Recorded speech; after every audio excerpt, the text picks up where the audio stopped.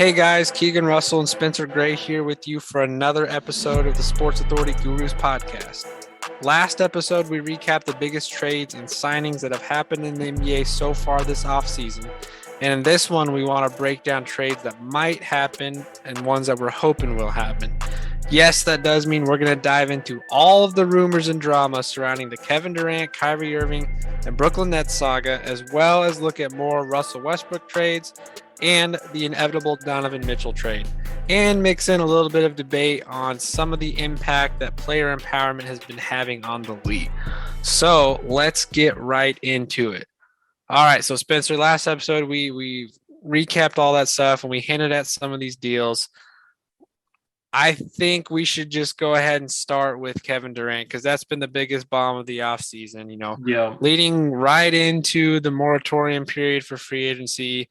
We get the news that Kevin Durant has demanded a trade out of Brooklyn, no longer wants to deal with this trio of him and Kyrie Irving and whatever Ben Simmons could have been, says he wants out, and all hell breaks loose in the NBA.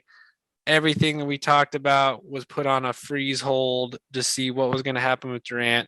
Since then, it's been about 2 weeks. No trade has happened. We've heard rumors and trade scenarios from everyone all over the planet, and still nothing has come through. So let's just jump in to those talks. When it first came out, it was KD wanted his primary destinations were the Suns, the Heat, and the Trailblazers, I believe, were his top three. And then there were a bunch of outlier teams. Since that has gone down, the Suns have signed an offer sheet to DeAndre Ayton, so they're keeping him, which now means DeAndre Ayton cannot be included in a trade for Kevin Durant until I think it's October 15th or something. So that pretty much rules them out because they're not willing to give up Devin Booker, and anything else isn't enough. Since then, other things that have also happened trade-wise. There's several teams that cannot include certain players because of the extensions that they sign. The Pelicans, if they were wanting to move Zion can't be moved, different things like that. So there are a lot of limits to what can happen now for the Nets as far as trade partners.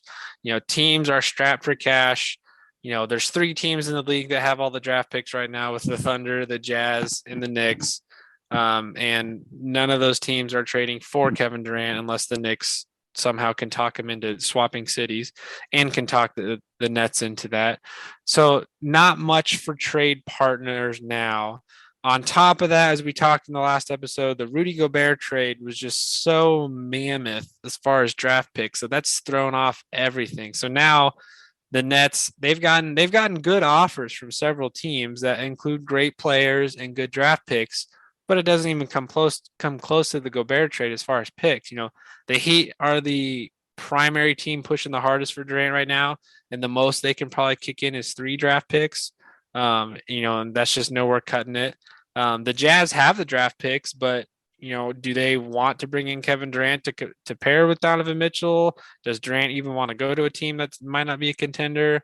There's just not a lot of great options out there, and because of the Gobert trade, it's just made it even harder. So just give me your take on Durant wanting out. Is that the right call for him?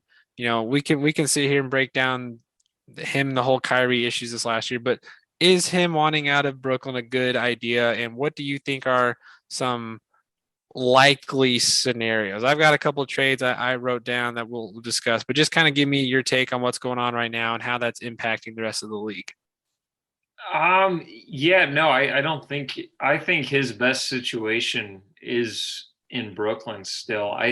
I've said this since, the whole thing went down with him and Kyrie potentially getting moved. I don't know why you'd blow this up so quick. I know they had a disappointing year last year, but Kyrie played every 5th game or whatever the agreement was.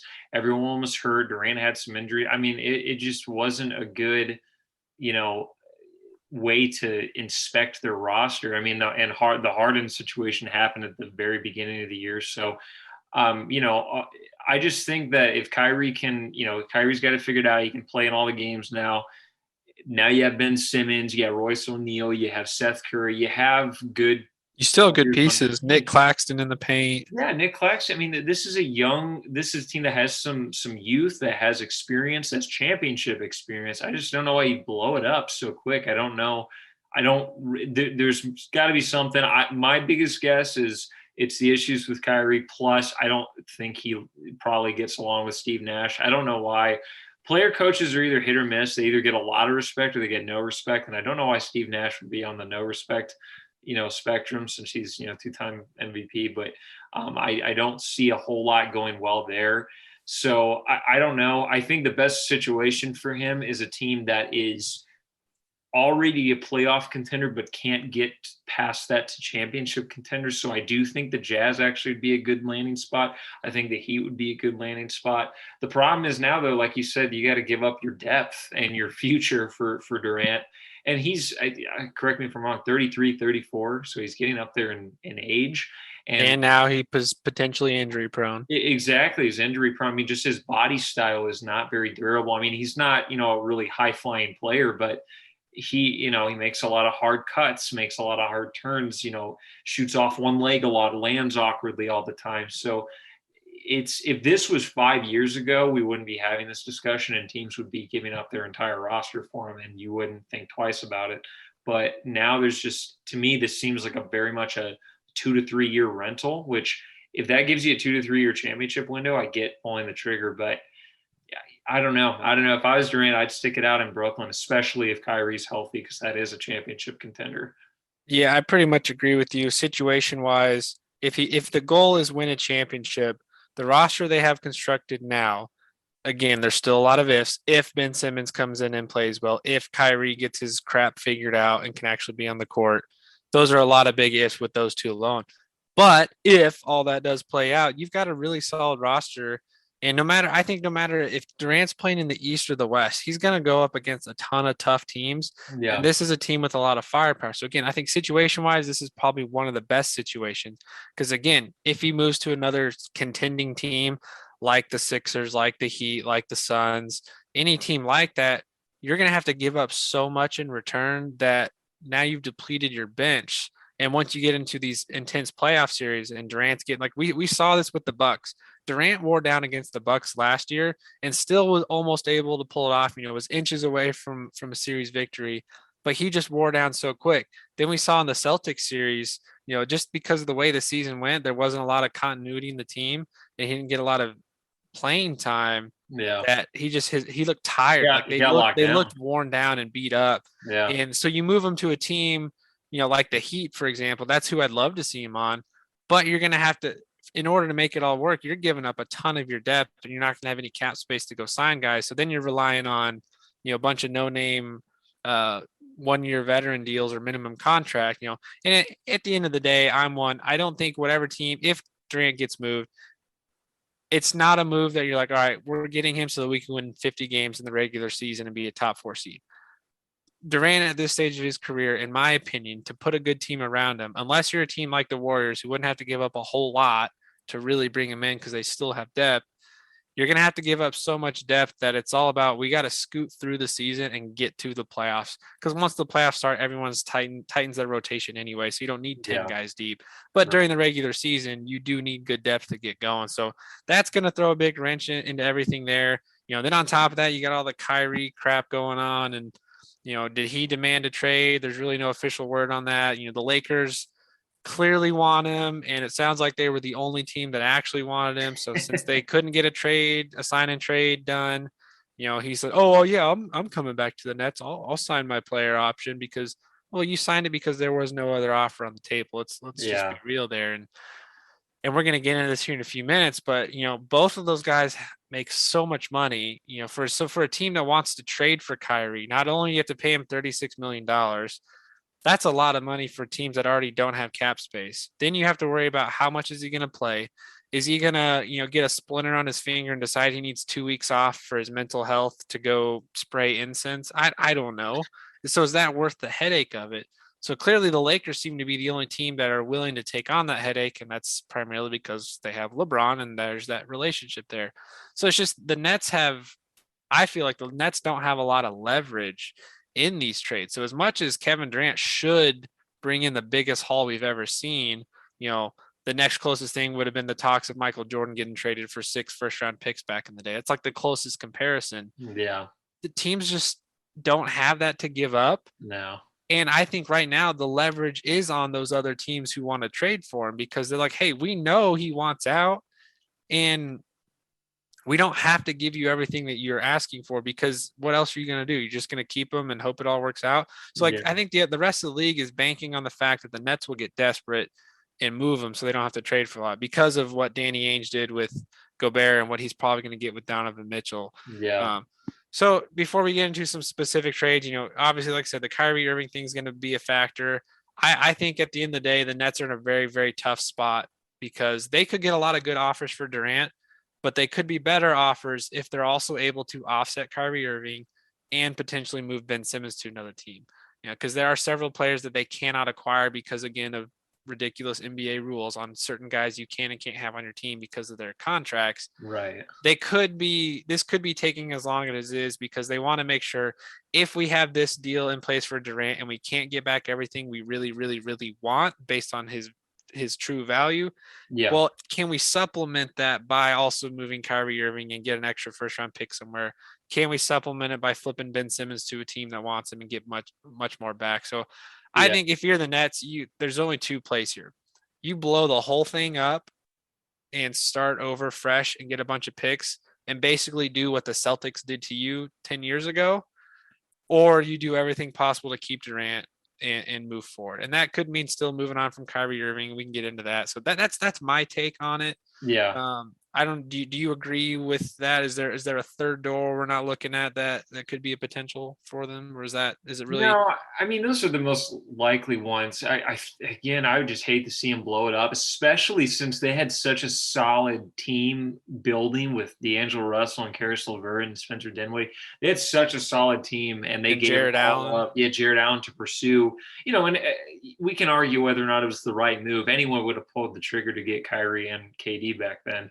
So I don't blame them for doing that. So I just hate to see them blow it up. I think the option that I haven't heard a lot of people talk about is if they move Kyrie and keep Kevin Durant, because if Kyrie's the main problem and nobody knows, it's all speculation. It's all he said sort of things.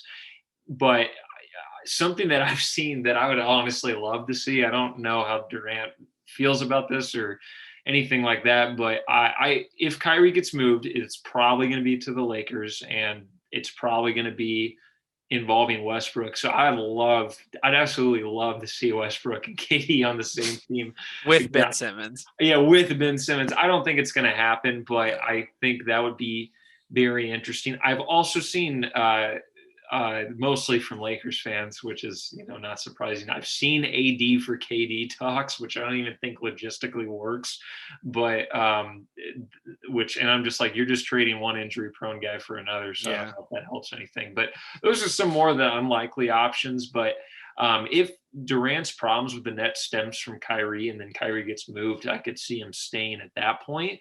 And then something that I've also seen is talks of maybe trying to flip Kyrie for Mitchell and seeing if they can make anything like that. Maybe even throwing Simmons on that and paired Mitchell with Durant in Brooklyn.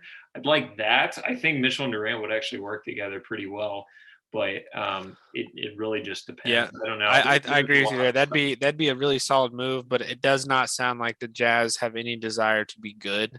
So I don't see them taking on high quality players that could keep them relevant. They want to tank for draft picks. So again, that would make the Nets a pretty solid 1-2 punch there, but probably not likely. So as we're talking trades here, do you want to go the KD route first, or should we look at some Kyrie Irving stuff first? Well, we can go. I do think they impact each other. Yeah, well, Kyrie's the one that it's not going to take very long because there's really only a handful of suitors. Mm-hmm. I do think the Lakers would take him because I think LeBron wants him. I think he's a better fit than Westbrook is a little bit just because he helps spacing a lot more. He's another ball dominant guy. I get it, but he, in my opinion, he's a little bit better with controlling pace, and he definitely helps with spacing a lot. And the Lakers they're one of two teams in the entire league that will take problems and drama and everything if it means getting a high quality player. And the other team is the Knicks, which I think is the only other team that could potentially take him. I don't know if the Nets would want to trade him to a conference rival, but they'd be the only other team that I think would have interest, to be quite honest. Yeah. And, you know, again, Knicks are about selling tickets, or about putting, you know, butts in seats. And so adding Kyrie, who's, you know, regardless of, you know, all the extra stuff, is probably the most talented ball handler guards in NBA history. I mean, he's really fun to watch. So those are the only two teams I could see even there be a market for Kyrie. And even that, it's just all about logistics. To me, the most likely one is going to be Westbrook for Kyrie. Yeah, so just for you guys, the listeners, just to give you an idea of why these trades are so difficult when it comes to superstars, and maybe before we get into the trade talk specifically, this will kind of tie into player empowerment. When you're talking about trading superstars of that caliber, Durant's under contract for 4 more years at a max contract value. So he's going to be making 35 million plus for the next 4 years. That's a lot of salary for teams in a league that we've talked about in other episodes that already doesn't have a lot of salary cap space. Majority of the league is over the salary cap, and majority of contenders are above the hard cap and paying luxury tax. So that means it's limited options as far as moving. Like basically, you're moving one big contract for another. So you're either moving one star player for a star player, or you're moving a borderline star player who's on an aging contract who's not living up to it and flipping it. So that alone's already tough. You know, on paper, you could flip a Kyrie for a Russell Westbrook because the salary's pretty close.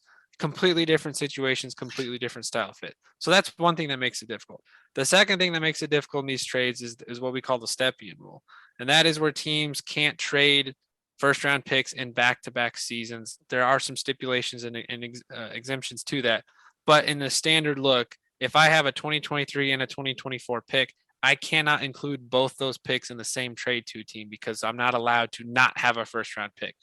Now, the exceptions to that, if I have multiple first round picks, or I have another team's first round pick, I can trade one and include it. I can call a team that I have a trade in place with already and adjust some of the protections on it. Or the second follow-up to that is basically you make an agreement that at next year's draft, my first round pick, while it is us making the pick, it is on your behalf with the intention of completing that trade at the conclusion of the draft and trading you the rights to that player.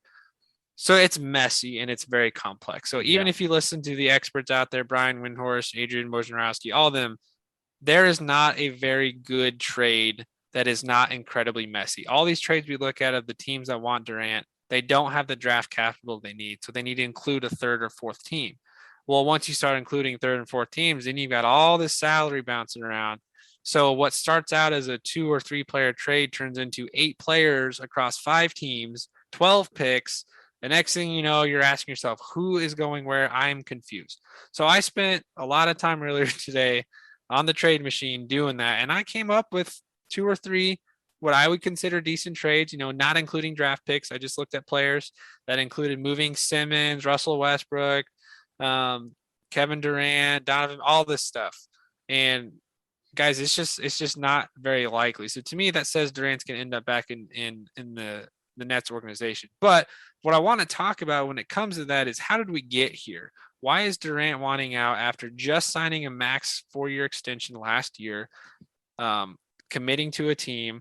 Why are guys like Kyrie saying they want out? Why do players in general want out? And I think the problem here, while it is good, you know, we've seen this player empower movement over the last 5, 6, 7, 8, 10 years, give or take, basically all the way back to LeBron's decision to go to Miami. Over the last 10 years, it's been building up to where a lot of the leverage on the negotiating table is on the player side, where this is a players league. We have a commissioner, and I think Adam Silver is a fantastic commissioner, but he's very much as his job is to work for the owners, he's been very adamant about speaking on behalf of the players and improving the league for them. So throughout all this, you're getting these players who are demanding these high-end contracts. You know, Damian Lillard, great player. He just signed a 2-year, $122 million extension. That's $60 freaking million. That's like 45% of the cap. So you're getting these players who are demanding the top contracts, and each new guy that hits the market wants the next level up from that to be the highest paid player. And while that's great on paper for you as a player, I want you to go out and get as much money as you can. you're now putting teams in a bind because they have to basically give half their salary cap to one player. Well, now everyone wants to have this big three. So now you're going over the salary cap to have three guys all making 35 million plus, and you can't fill out the rest of your bench. And I think this idea of we only want to play with superstars, and if we're unhappy, we're going to demand a trade. We want out. You got to move us for the next best thing, and I'm wherever I want to go. That's where I'm getting traded to. Well, in years past, we would never see, if you demanded a trade, you had no say in where you were going. If your contract had a no trade clause, or you could waive certain teams, veto certain trade scenarios, you had that. But now we're in a day and age where once a player basically says, I want out, more than likely they're going to get out. And I think that is diminishing the league, because now you're putting all this pressure on GMs to figure out, one, how do I draft for my team? How do I go out and sign a guy to a max extension with the threat of him wanting out after a year or two if things aren't going as planned? And then when I go to the negotiating table with other teams and they want it in a disgruntled superstar wants a trade, well, why should I give you everything you want for him when he could do the same thing to me in a year? So I think this player empowerment movement, while is good on paper and it started out great because it has put a lot of money in the players' pockets and has benefited them greatly, I think now we're starting to see the negative impact it's having on the league. So I guess my question to you is, do you think that is the case? Is player empowerment now causing issues, or is this just separate from that? And this is, just the owners and front office just need to figure out how to deal with it and move on? Well, I think it's number one, this is a long time coming. This is 100% on the heads of experts and fans and everything, because we place such a high value on winning chips, equaling a good a good legacy and where you rank all time. And so people are now starting to ring chase because they're like, I gotta have this outstanding career. I don't win a ring, it's not going to matter. So I think that's why we're seeing all these superstar teammates, all these superstar team ups. I think it's good to a certain extent to have a player empowerment. The NFL players, or the NBA Players Association is great. Chris Paul was the president for a while, and I think Jalen Brown is. They've always had very good negotiating tactics and strategies. They've done a very good job for themselves, advocating and getting better benefits for them. That being said, I think I do like this putting pressure on GMs in the sense that you can't just have a superstar and just do nothing for him for 10 years like he used to. Like LeBron's first time in Cleveland, that was an atrocious job by their GM, giving him any sort of help. He played there for 10 years, and his second best player throughout that entire time was Zydrunas Ilgauskas, and a close third being a 30-something-year-old Shaq. So I just think, I do like how it's kind of moved us away from that, because you can't, the closest thing we see nowadays is superstars being stuck on playoff fringe teams like Dame and Brad Beal. But those, I feel like they don't leave because they, at the very least, they see moves happening. They see a future, going towards something. And they have some loyalty. Yeah, they have some loyalty. I agree. But if your team's doing absolutely nothing to help you win, I have no problem with that person wanting out of there now. Yeah, 100%. Where I think it starts to get bad is where you start to get like issues like James Harden twice with him the same thing on Houston and Brooklyn. And an underrated element of this is literally, this is starting to boil down to like just location. It's not even about playing situation. Where do they want to live? Where do they want to be off the court? Where do they want to conduct their off the court business? Yeah. And LeBron to build their future a little bit. And I don't know consciously if this was 100%, but I think a lot of it, him going to LA was, because when he got there, they were a lottery team. They were not a good team, but it's a good place for Bronny and Bryce to play basketball, and go to a good prep school and have good AAU clubs out there. So I think that was definitely a big indicator of that. But then every guy that demands a trade, Simmons did it, Harden did it. Where do they want to go? Miami, LA, New York. They want to go to big market, big city teams. And like when Kawhi and Paul George were thinking about where to team up, they chose the Clippers because, it's LA couldn't, make the move, but they could still go to Los Angeles and play with the Clippers. So there's a lot of moving pieces. Players are starting to think of things outside the realm of basketball. And because if you look at Jalen Brunson going from the Knicks from Dallas is a much better situation for him to play in. That they are close to being a contender. They'll probably go to the finals within the next 5 years because they have that good of a squad. And instead, he, obviously money plays a bit in it, but we said last episode, the Dallas matched this offer, and he still took the Knicks because he wants to be in New York and he wants to get notoriety. It does help that I think it's his dad or his uncle that's on the coaching that's staff. on the staff. Yeah. That is true. That probably played. Leon Rose was one of his former agents. I'm pretty sure because he was a part of that ownership group. But you know what? Hey, I don't really care if it's your wife or something like that. If you're willingly going to a worse situation for the same amount of money, it just doesn't make a lot of sense to me. So there's a lot of moving parts. It's a really complex issue. I don't mind the players having the power in the league. I'd rather them have the power than owners. I agree with you there. Yeah. But I do think it's kind of a slippery slope. There needs to be some sort of penalization. Like Ben Simmons should not have been allowed to sit out an entire year for nothing and still get paid. It was just crazy to me how that entire situation unfolded. So I don't know. Yeah, it's definitely a problem at this point, but it's hard to see a solution outside of just flat out penalizing players for not playing. Fine them every single game they miss or something like that. Yeah, I think the way you broke that down is pretty solid. It's so tough because again, player empowerment is a good thing for the players, and it is very beneficial for them, just like you said. However, now we're starting to see this impact on it's tougher to put teams together. I mean, you saw last year, you saw James Harden fatten himself up to force his way out of Houston to go play with Kevin Durant and Kyrie in Brooklyn. You saw Kyrie and Kevin Durant the offseason before say, nope, we were done with wherever we want it. We want to go play together and we're going to force this thing into action. You saw Ben Simmons say, oh, I can't play. The fans, they make me feel bad. I can't be here. And what does he do? He forces his way out.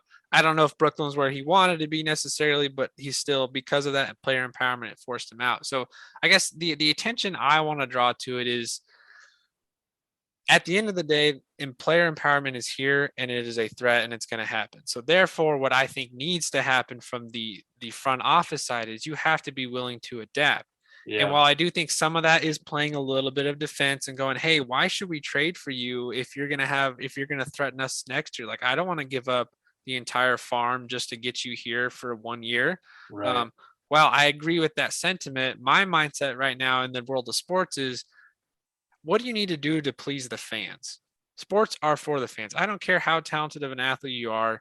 You are there to provide entertainment to the fans. That's why sports exist and makes a bajillion dollars a year. So with that sentiment in mind, fan bases don't like losing. They're sick and tired of it. We're here in Kansas City. We've seen the Royals lose for 50 years and only have 5 winning seasons. We've seen the Chiefs go through decades of losing.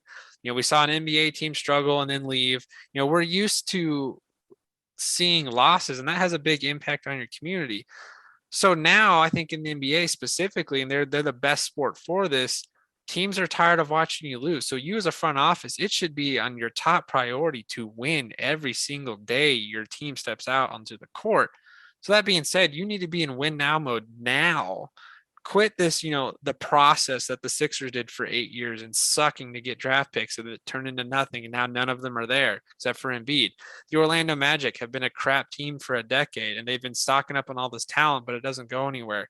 Fan bases want to win and they're sick and tired of losing. So you as the GM, I think to fix this issue we're seeing is go into win now mode. Do whatever it takes. You're telling me if the Nets call you up and you're like, hey, we want to trade you Kevin Durant, you need to look at everything possible for you to acquire him because he's going to help you win immediately. He's going to put seats. He's going to put fans in the seats. He's going to sell a ton of jerseys, and he's going to increase your likelihood of winning a championship overnight. So as much as I can sit here and talk about, I don't like the player empowerment because it makes it very hard for GMs to put a team together with that threat out there.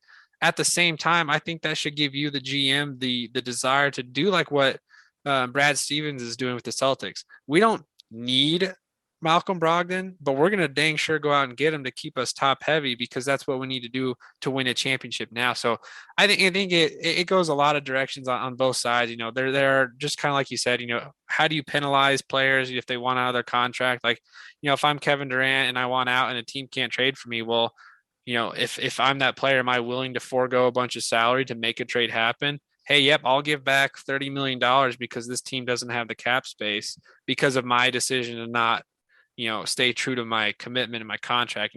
So it's going to continue to be messy, but I think at the end of the day, teams are just going to have to accept the fact that you need to do everything possible to keep your star players happy. And if that means moving them, if that means gutting your roster to bring in the guys they want, you got to do it, because at the end of the day, you should be getting paid to build a championship team. You should not be brought in to be paid to be mediocre and be in the lottery every year. So that's my take on it. And I think that's ultimately why it's impacting these Kevin Durant trade scenarios so much, because the teams that do want him and could use him and would greatly benefit from, one, they just don't have the cap space to acquire him, and two, they just don't have enough draft picks to go out and please the Nets. Because if you're the Nets, why would I want to give up one of the top 3 players in the league? What am I going to get in return that makes me worthwhile? Because now if I get rid of Durant and Kyrie and even Simmons, I'm now delaying that same time frame I just talked about of win now mode. I might be pushing that back another 3 to 5 years. And if I'm the owner and the GM group, am I willing to push that another 3 to 5 years, or do I want everything possible to put me back in the same position to win? So again, I think that's a lot of what's playing into the struggle of trading KD. If this was 10, 15 years ago, it wouldn't be quite as difficult. One, because the players weren't making so much money, so you didn't have to worry about giving up 40% of your salary cap to one guy. But now everyone just wants to play with their friends in the places they want to be. So it's just very difficult to come to the table without getting these 6-7 teams involved. And I think that's also, the factor with Kyrie Irving. All of the issues he's had off the court are affecting teams' desires to wanting him. I mean, I think if you called every GM right now and said, hey, off the court issues aside, do you want Kyrie Irving on your team with his talent and skill level? All of them are saying yes. Yeah, he's one of the most talented players of all time. We've talked about this before on episodes of his ball handling skills and his scoring ability. You would do everything possible to go get a player like that. But because of all the issues off the court, like we see with a lot of players, if you're a team, do you want to deal with that headache of a guy that's going to maybe piss off your fan base, may not even show up, might take a week off for his birthday in the middle of the season? Is that worth the headache of all it's going to take to move those guys? And I think, again, that's just what makes all these trade scenarios incredibly tough. I agree. And then, of course, the Jazz getting 5 picks back for Gobert, that throws a big wrench into it, because now they're looking to trade Donovan Mitchell, and they need a haul for that. And there aren't teams that have a whole lot of picks because of the step-in rules. So again, as you guys can see, this is incredibly messy to figure out. But we're going to try and do that. We're going to try and give some trade scenarios, some that we're going to try and keep these as realistic as possible, and then give a couple bigger ones. Most of the ones I put together are smaller trades where basically the Nets just have to decide, we're going to move on from Durant, get what we can, and then make some secondary trades on the backside to get more draft picks and stuff back. And I think that's the same for some of these other ones. And then same thing goes for Russell Westbrook as we look at some trades there. So let's get into it here in just a second. I'm going to pull up my trade calculator here to show you guys. Okay, so like we just said, let's look at trades now. I've got 3 trade scenarios and Spencer's got 2. So we're going to kind of go back and forth here. And for me, when I was looking at these, I could not find a realistic trade partner in the West without it being a bunch of teams. So all 3 of my trade scenarios are teams in the East, which could be less likely just because that's also where the Nets are and they don't want to trade them within the conference. But they were 3 that I thought made sense for the other team and could send back enough decent talent and picks to the Nets. Now, for most of these trade scenarios, I think the big thing that's going to depend on what happens is, are the Nets going for picks? Are they going for players? Are they going for both? I think for them, it's going to be very tough to go for both unless it becomes a very complicated multi-team trade. So if they decide they want to go the picks route, there are teams that have more draft picks and less talent that could suffice for that. But there are also teams with good talent on the roster now that they could send back and just have to be comfortable with less draft picks, which they could hopefully make up for in other moves. So first one I'm going to put out here, and this is the tease I put in the last episode with why the Hawks traded Kevin Huerter, because he was making $16 million. So I've got a trade with the Atlanta Hawks to send Kevin Durant to them to pair with Dejounte Murray and Trae Young and just be an incredibly dominant offense with a 1-2 shooting punch with Trae Young and Durant. Um, in this trade, it does leave a little bit of depth issues for the Hawks and sacrifices some defense, but I think this would put them in the top 5 for sure, with potential being top 3. So with that, so Kevin Durant, and this is again, this does not include a whole lot of picks or that kind. This is mostly just players. So the Hawks would get Kevin Durant and potentially could mix in their Joe Harris along with that if they just want to send him somewhere else, potentially. So the Nets would then have to send back John Collins. Of course, he'd be the main centerpiece because he's the closest salary. Jalen Johnson, one of their young guys. Mostly I included him because right now they can't trade AJ Griffin because he's a rookie, so they can't trade him till later in the season. So I put Jalen Johnson, who's a young stretch big who started to get some playing time down the stretch last year until the playoffs started, has some potential there and a decent ceiling. But the big kicker here is they have to include DeAndre Hunter going back from a talent standpoint. That for me was the biggest potential issue in this trade. I think they're willing to move on from Collins to provide him with a different fit. So bringing in Durant, he'd be your 3 or 4. You'd still play Capella in the paint. He'd be your defensive anchor. Dejounte Murray on the wing. Biggest issue here is who's that 5th player with them. So if they move on from Hunter, does that mean Bogdanovich is in the lineup and it's just elite shooting, or do they go with one of their guys in the bench or bring somebody in there? So, and then also in that, a 2023 first round pick from the Hawks, who didn't have to send that to the Spurs, surprisingly, and they can be, even with step-in rules, they can include this going back to that. So I have a 2023 first and then a 2029 first. So 6 years in between without a first round pick. This, of all the ones I put together, was the one with the least amount of draft picks going back to the Nets, but it gives them 2 guys in John Collins and DeAndre Hunter that they could mix into the fold with a core of Ben Simmons and some of those other pieces if they want to just still be somewhat relevant and not truly tank. So that was my first trade there. Again, I don't think it's very likely, but I think that would be a killer lineup of Kevin Durant and Trae Young with Dejounte Murray. I think that would just be a lot of fun offensively to watch. Yeah, I agree. That would be definitely elite offense, and I do think Bogdanovich would round out that 5. But yeah, I'm not sure where the scoring would come off the bench at that point. That was my other concern. Not a lot of bench depth. But I think in that move, when I looked at the salary moving around, one, they'd have to rely on AJ Griffin for sure. Yeah, it does add $7 million to the Hawks payroll, but they have looked at moving on from Capella and Bogdanovich just to get similar skill set at a younger player. So they could make some secondary moves to get more cap space to sign other guys. I agree. So I had 2 trades that were, and I kept them in the East. I kept this as just players, and there's going to be draft picks along with this, but sure. I wanted to see if I could get it to work with just players too. So the first one, I had the Heat pretty much gutting their entire roster. And now that I'm looking at this, I might swap actually one player just because of fit.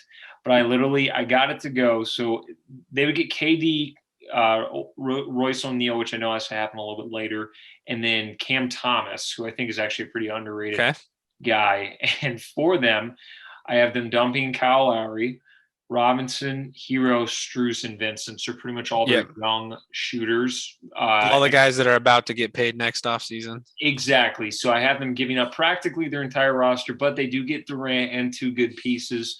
I might swap, actually, just looking at that trade, I might actually swap the Omar Yurcevic. I'm not saying that right. Just so they can get a big, because I realized I was really guard heavy. So I might swap that for maybe have Miami keep Vincent or Strus. But that way the Nets get a ton of shooting. They get an experienced point guard. And obviously there's going to be some picks included in that as well. So I think Miami can throw 3 picks in there. I think it's like the 2024, the 27, and the 29, which aren't great draft picks in the short term, but those are about the only 3 things they can give up pick wise. Yeah. And honestly, even with that trade, I think Brooklyn, especially if they keep Simmons, I think that's still a playoff team. I think that's actually a pretty good team. And then I think Miami, just like I said, they lose a ton of depth, but they get Durant. They get a solid guy in O'Neal that can guard 1 through 5, and then they get Cam Thomas come off the bench being a backup point guard for him. So that was my first trade. Again, it's super top heavy, and that's how these trades are going to be pretty lopsided and stuff. I didn't even want to try to mess with things. So I'm just trying to think what makes the more sense. And I tried to pick teams that were on Durant's preferred destination. Sure. I do like the Miami move. I think it's a very good spot, but yeah, all the trade scenarios I go through, they can include Bam Adebayo because the Nets already have Simmons, and you can't have two guys that are under a rookie max. Yeah. It's confusing. It's a stupid rule. So if they wanted Adebayo, they'd have to also move Simmons. There's been a lot of talk that KD doesn't want to be involved in a trade that also has to move Kyle Lowry. Well, if you try to do that, it is near impossible. It has to be salary. That has to include a third team with salary cap space to make it work. Because then the Heat would really be gutting their roster even more. So I think Lowry for sure has to be included in that. You're definitely having to give up Hero, probably Strus just because of his shooting off the bench. Obviously Duncan Robinson for salary cap filler. So like you said, that does leave their bench pretty dry. Obviously, they'd have the ability to sign a bunch of minimum contracts. They have two guys on two-way contracts that they like a lot. Marcus Garrett, former KU guy, they love him a lot. They brought him back, and I'm going blank on the other guy that they signed. It'll come back to me in a minute, but had a pretty decent summer league. He has a hard name to say. Anyway, so they've got some ability to sign players, and if anything, the Heat are really good at taking guys you've never heard of and turning them into something decent. Yeah. Nobody heard of Max Strus before. Nobody heard of Gabe Vincent before. And now these are guys who are going to get paid next year. So I do like that one a lot. I just think, like you said, without the right draft pick capital, it's so tough to make that one work without a bunch of other teams. And then, if you're the Heat, you've got a great team for the playoffs, but you got to get to the playoffs. Yeah. And you don't want to stagger in as a 6 or 7 seed because Durant's taking time off, Butler's taking time off. I'm actually not sold on Butler and Durant being a good fit just because of their alpha dog mentality, but I do think that'd be a lot of fun. Yeah. So not a bad one there. All right. So my second one, this is one that I don't know if KD is completely open to. I've seen some rumors actually today, and this is Monday, July 18th. I've seen some rumors today that he'd be open to this. I've always wondered why he hasn't wanted to go back to his hometown of Washington, D.C. So this trade, I've got him going to the Wizards to pair with Bradley Beal and have just a incredible scoring punch of those two. And they have a lot of young talent. I don't know if it makes them title contenders necessarily this year, but they could make some other moves. So in this one, to make it work the most effectively, the Nets would have to send back Kristaps Porzingis, of course, for salary filler, Kyle Kuzma to kind of give some sort of young high-end talent. And then I've got 3 first-round picks, so 2024, 2027, and 2029. So a little bit better picks than the last rule. Technically, the Wizards, because of the Stepien rule, they can't trade both the 2023 and 2024 without just saying, hey, the 2023 pick next year we'll make on your behalf, kind of like we mentioned earlier. That's one I do like. It's still, there's probably more to that. I think you'd probably have to include Hachimura or Johnny Davis or one of the other younger guys. So they would still have some struggle filling out the rest of the roster. But I think that would just be a good move for Durant just to go back to his hometown. Again, it would bring a lot of life to that franchise, and it'd pair him with a very solid running mate. I don't think the Nets would go for it because I don't think you want to pair Porzingis with Simmons on the same team. I think that does give him a lot of length, but I don't know. Simmons is just we could spend a whole nother show talking about Simmons fit. But that does give him a little bit better draft pick. They could make some moves later. They could trade Porzingis later in the year, or flip him for some other stuff. So that was my second. Okay. Yeah. And I do like that. It's a little bit more pick heavy. I definitely think they would have to give up at least one young talent, whether it's Rui or Corey Kispert. Yeah. And I can't pronounce it's Denny Advia, or however you say it. He was good. He was my dark horse to win Rookie of the Year, and then it just completely was not the case. So, but that's why he was my dark horse, not my favorite. But I think he's got a high ceiling. So yeah, they have some young talent they could part with. That would have made more sense if they could include KCP too, but they just but I do I was wondering that too, because that was a rumor when he was leaving OKC Yeah, I thought that would have been where he'd want to go because they uh, still had I think they had John Wall still, but they yeah, could have brought in some other pieces. yeah. So I agree with you. I think players, their hometowns are usually a good place to look.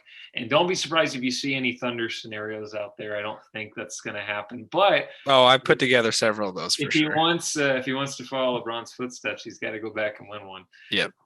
So my second trade, was going to be a little bit more pick heavy, and I wasn't sure how this would. I got it to work with one of these players, but so I'm using the Trailblazers for this one, and I know they just traded for Jeremy Grant, but I think they'd have to push it back like the others, but I do think they can include him. I think they let me do it at least on the trade machine, so I'm hoping that there's no stipulations on it. But I have them moving Grant, Hart, Nasir Little, and Justice Winslow, and obviously a couple of first-round picks. And I got that to go for just Durant. And now looking at that, I might throw in Harris in that deal too, just so they can dump his salary, and then Trailblazers can get an extra shooter too.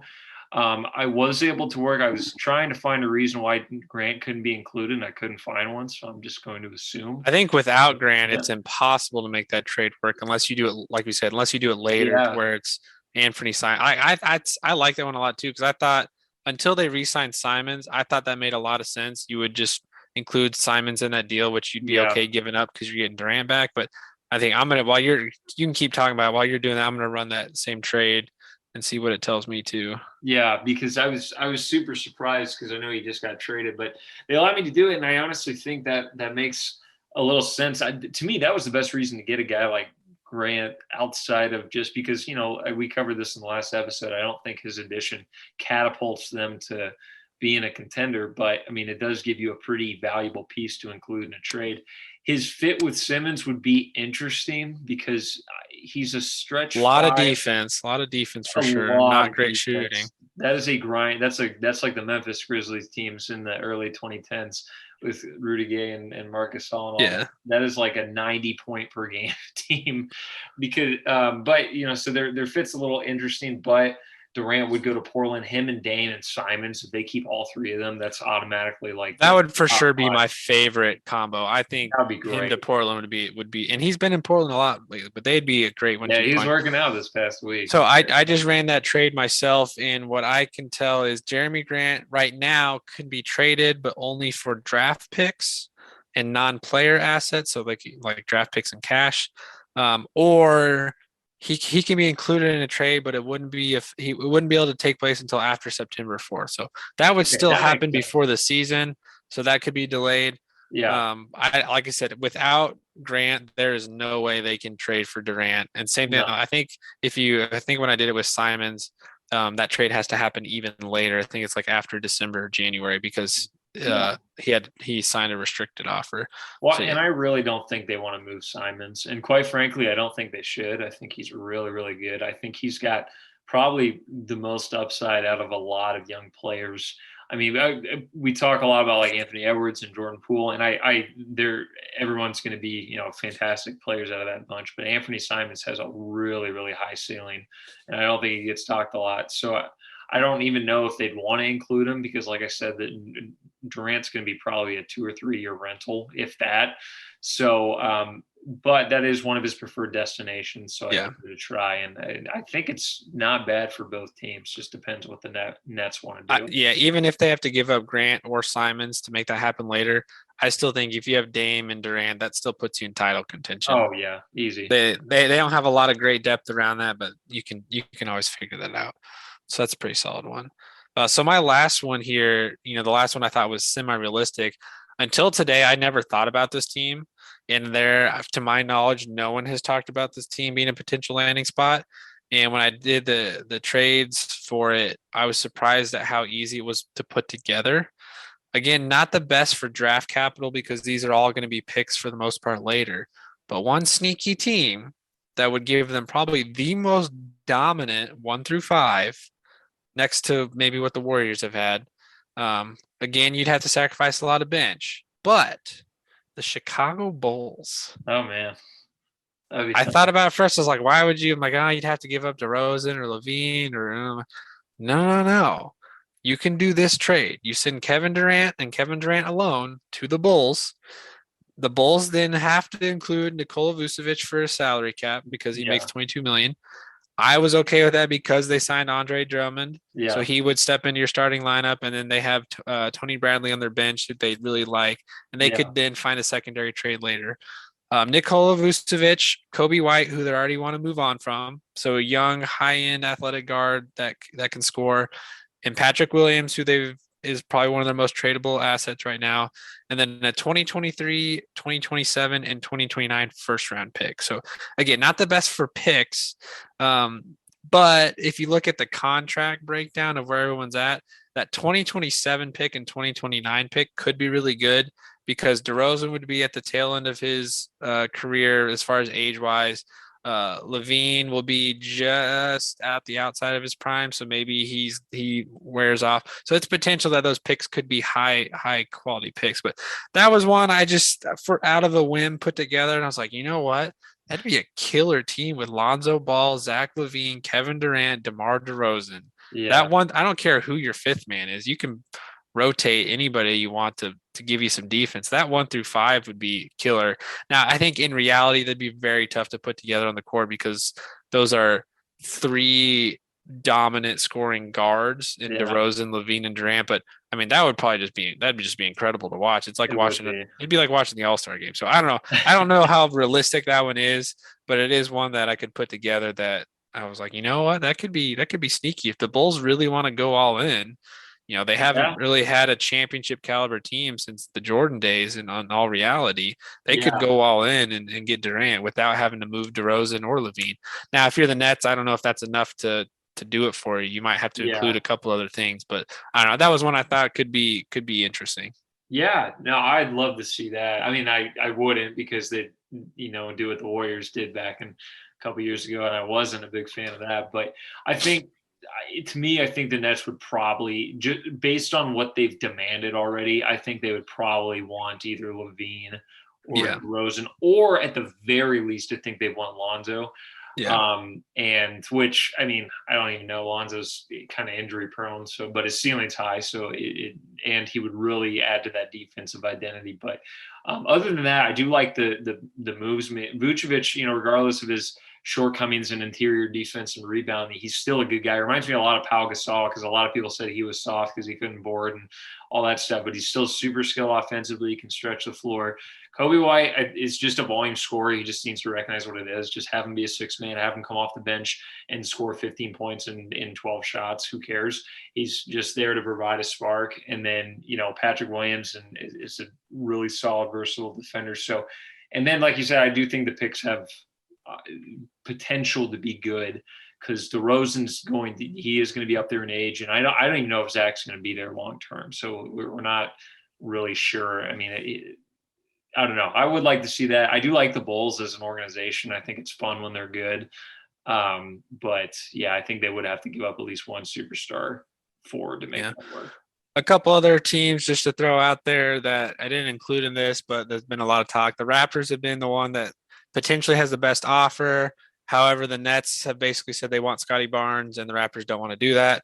They're pretty much looking at Siakam and OG Anunoby, maybe Gary Trent. I think they would still have to gut a lot of the roster to get Durant.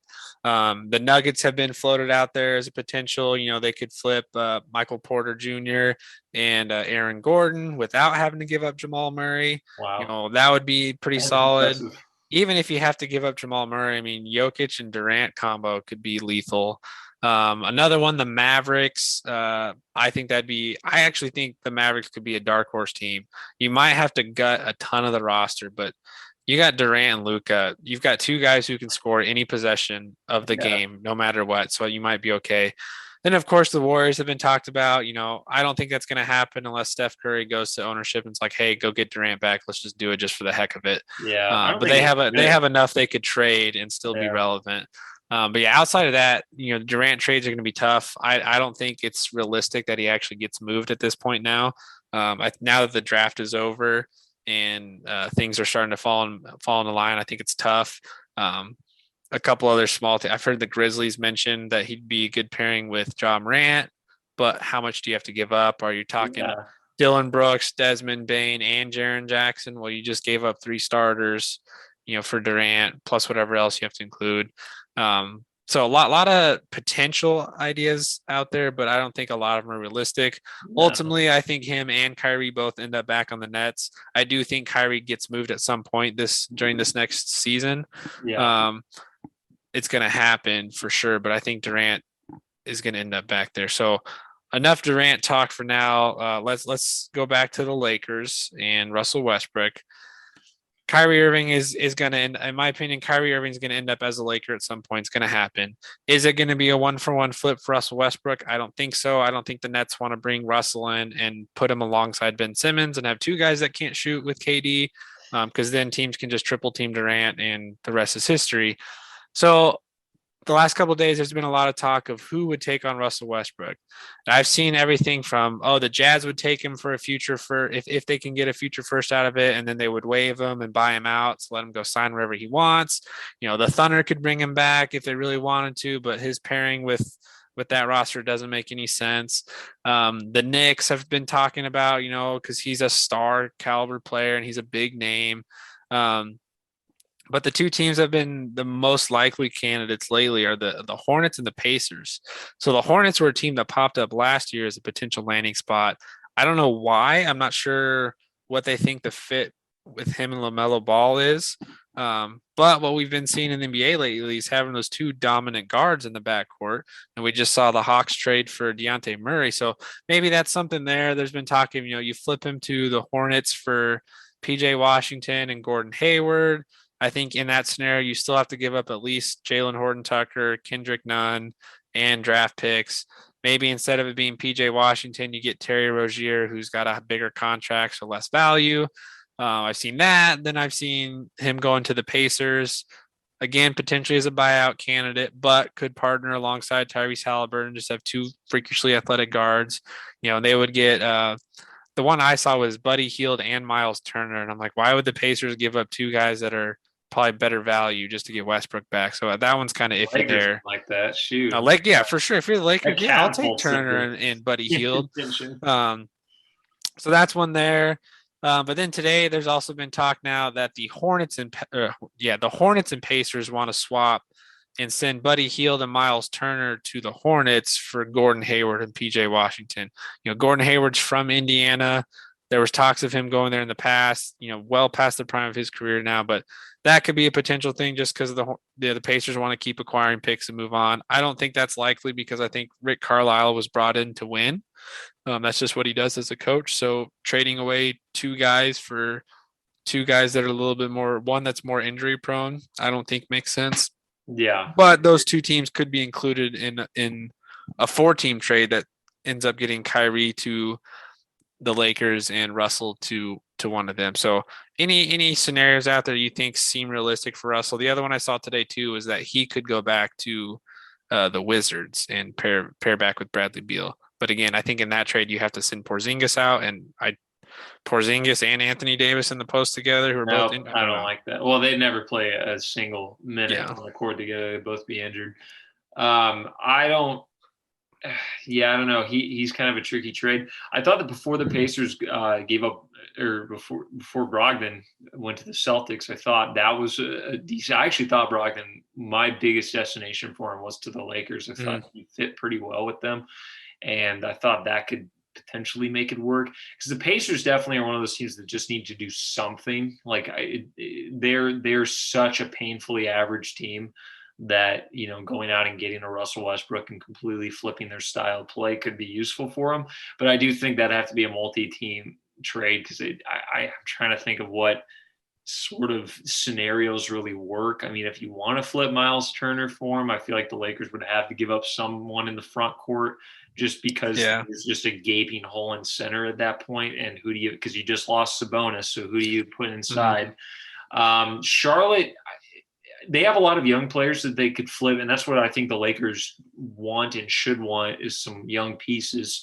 around, that could, like someone like a PJ Washington. He's not exactly a player you rebuild with. He's somebody that could be added to a playoff team, and he could help fit them. along Anthony Davis though, because he could I he could play agree. more in the paint and use his body and let Davis slip Right. out.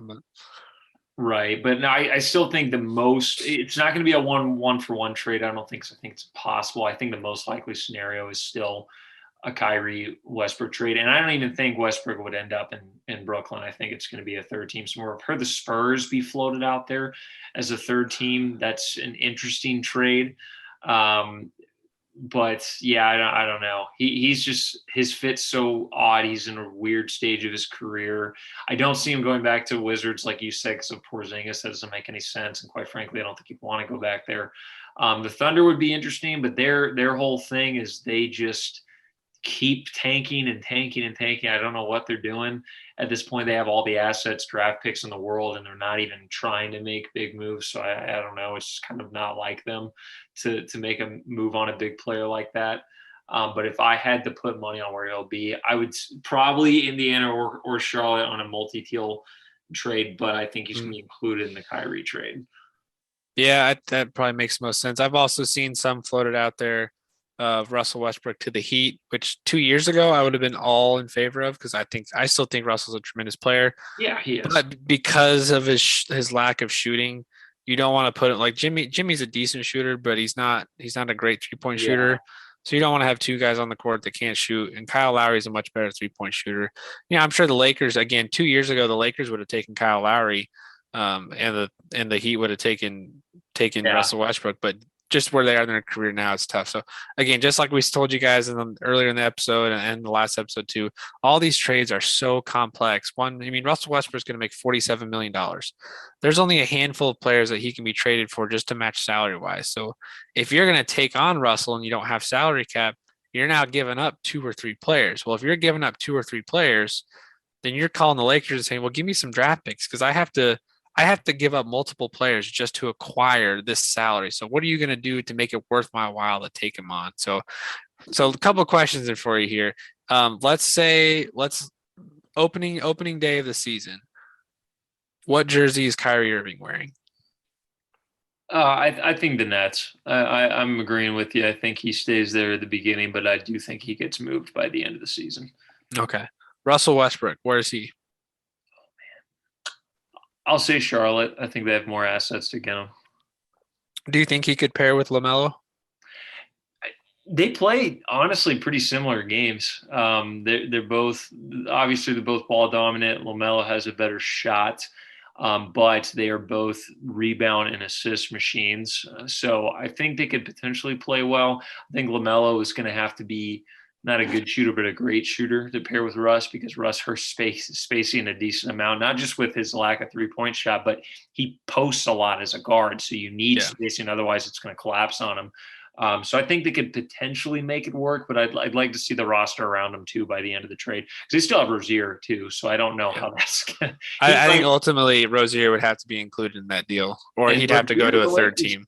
I wouldn't mind Rozier to the Lakers. I wouldn't. That's not a terrible. I think he might actually be a better fit with them than some of the other trades I've seen. But yeah, so I do think I'd say Charlotte for Westbrook. How about Kevin Durant? Brooklyn at this point. I think he stays. I think I agree with you 100% on all of those. It's just so difficult to put. Yeah. I mean, the net, either two things are going to happen. Either the Nets are going to cave and take less just to move Durant to make him happy. Yeah. Or someone is like, I think that's still the most likely scenario. The Nets have to cave to move him. Yeah. Otherwise, they have to just agree that players are more important than getting a bunch of draft picks. Well, I just don't think that the draft capital's out there. Right. I will say, if he pulls a Ben Simmons and says, I will sit if you don't, because his trade value is only going to go down if he takes time off basketball, he ages. Yep. Then I think they flip him. They force something. Yep. I've seen people talk about that too. Most experts think that's just not Durant's character. He loves the competition too much to sit out. So they're like, I don't think he'd actually pull that. Okay, so before we wrap up, then let's talk real quick about Donovan Mitchell. Now that the Jazz are clearly imploding everything, they moved Joe Ingles last year. They just moved Gobert. They moved O'Neal. Now they've got Mitchell, Mike Conley and Bogdanovich that are all still there. If the plan is to reset, all three of those guys are getting moved. Mitchell, we can talk about fit. He'd be a good fit in a lot of teams. I think Portland would be great. Miami would be great. Brooklyn, New York, the Mavericks. There's a ton of teams he'd be great for. Right now, it's pretty much, again, kind of like the player empowerment talk we had. Once it's been thrown out there, it usually is going to happen. And right now, that's the Knicks. Basically, it's Leon Rose versus Danny Ainge. Who's going to cave? Is Danny Ainge going to convince Leon to give up? So the Knicks have 8 first-round picks they can trade. So if you're the Jazz, that you're asking for 8 first-round picks to start. You're not going to get 8, but you're going to ask for 8. So now it's going to be a battle of Leon Rose versus Danny Ainge. Who's going to give up the draft picks? I think the Knicks ultimately are going to get this deal done, and they'll do whatever it takes. The question is, can Danny Ainge get as much possible from the Knicks, or do the Knicks hold out knowing they still have the best offer no matter what any other team offers? So let's just break it down. I think it's going to end up being 5 first-round picks and a combination of players. The Jazz have actually said they don't want RJ Barrett in that deal because they want to tank. They don't want to be relevant. So if they don't want to be too relevant, what do you think is the most likely haul outside of the picks? What player combination going back to the Jazz do you think makes the most sense for both teams? And if you were the Jazz, is that a better offer than just taking Tyler Hero, Max Strus, and Gabe Vincent and Duncan Robinson from the Heat? The funny thing is the haul they got from Gobert is that I think I would have expected that to be for Mitchell. Like if Mitchell went to the Timberwolves instead, I think everyone's reaction to that trade would have been a little bit different. They would, because then all of a sudden the Timberwolves seem like title contenders. But in terms of, the Heat, I do think that just getting like 4 shooters from the Heat and some picks, they might be a 12th or 13th seed. I don't really know how well that goes for tanking because I think they still stay competitive enough. From the Knicks, especially if they don't get RJ Barrett, they could easily get some good young players and still tank. Obviously you're going to give up quickly. You'll probably include Derrick Rose in that. I'm assuming. I don't see how he stays on the roster and they don't. And then outside of that, maybe Mitchell Robinson. They really like him though, so I doubt they do that. I'm trying to think of some of the other young players on Quentin Grimes, Obi Toppin, Miles McBride, Cam Reddish. Yeah, I keep forgetting about Cam Reddish because Thibodeau doesn't play him. But they have some. They obviously have some picks. The thing with the Knicks is I don't even think it's – I don't know. Obviously you're getting a star power. You're going to get a guy that will – help ticket sales and all that stuff. But man, I don't see a roster of Jalen Brunson, Donovan Mitchell, RJ Barrett, and Julius Randle. Might be a good team, might be a pretty solid team, but that's not a contender in my opinion. Yeah. So everyone I listen to, their thought is you get Donovan Mitchell, that opens the door to getting more free agents down the road. So if you get the superstar, you can land others. Because I think if you throw out a team of Donovan Mitchell, Jalen Brunson, RJ Barrett, they might win 10 more games this year than they did last year, and they might be 1 or 2 seeds better. They might not even make the play-in with that because that team's still crazy. But that could be. That's not a win now, Mo. That's a plan for the future. So I think that's gonna be interesting to watch. Again, it's gonna be that stare down between Leon Rose and Danny Ainge. And I think because I would give my edge to Danny Ainge because he's been doing it so long. But if Leon Rose can figure out how to pull this off without having if he only has to give up quickly Grimes, Miles McBride, Derrick Rose, if he can pull this off, too. Yeah, if he can pull it off without giving up Obi Toppin and RJ Barrett, I think they win. No matter how many picks they give up, they win that trade because now they can move Brunson in a year or two. They can move Barrett later for somebody else if they wanted to, but that would probably give them the most likelihood chance of putting out a productive team over the next few years. So I'm excited to watch that. Everything right now, as of Monday, July 18th, the talk is this trade is going to be done by the end of the week. So we'll for sure have to recap that if it comes about. Outside of that, any other last minute trade things you can think of that we should mention real quick? No, man. I think we covered the big ones. I will say I would love to see Donovan Mitchell in Portland. I don't think it's going to happen. Yep. but that would be super cool. Him and Dame in a backcourt would be again. That's a tough trade because why would you want to trade him to someone in your own conference? Like if you're going to trade Donovan Mitchell, you want to get him on the other side of the country so you don't have to face him. No, I agree. I don't think it's going to happen, but I think that'd be pretty cool.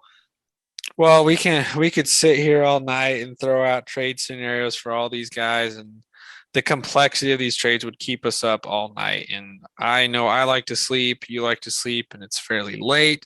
So stay tuned throughout this week as more news drops. We will certainly jump on and discuss it. Like we said, we anticipate Donovan Mitchell being traded at this point sometime during this week.